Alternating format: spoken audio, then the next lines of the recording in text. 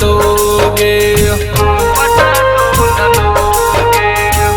मेरे माल को तुम पटा तो न लोगे, मेरे माल को तुम पटा तो न लोगे, मेरे माल को तुम पटा तो न लोगे।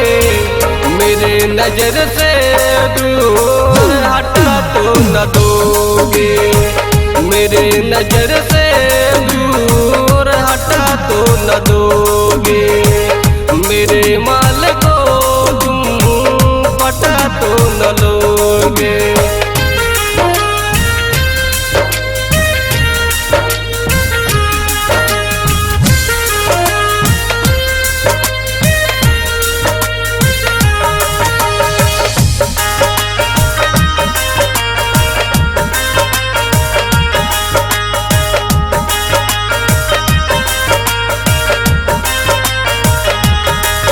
मेरी जान मेरे दिल में दिन रात धड़कती है, सांसें कम जाती है जब वो ना हंसती है।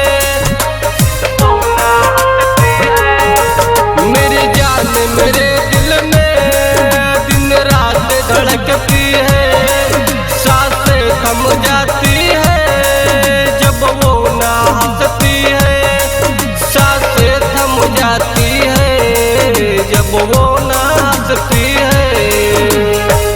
बचपन का प्यार तुम मिटा तो न दोगे, मेरे माल को तुम पटा तो न लोगे, मेरे माल को तुम पटा तो न लोगे, मेरे माल को तुम पटा तो न लोगे।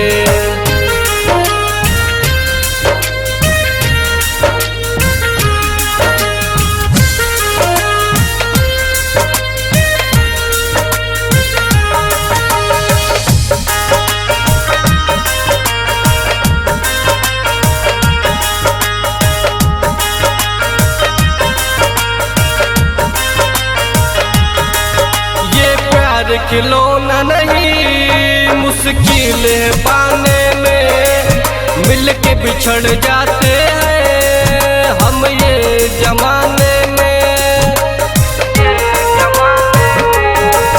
ये प्यार खिलौना नहीं मुश्किल है पाने में, मिल के बिछड़ जाते हैं हम ये जमाने में, मिल के बिछड़ जाते हैं हम ये जमाने में। धर्म सत्य भूषण को तुम रुआ तो न दोगे, मेरे माल को तुम पटा तो न लोगे, मेरे माल को तुम पटा तो न लोगे, मेरे माल को तुम पटा तो न लोगे।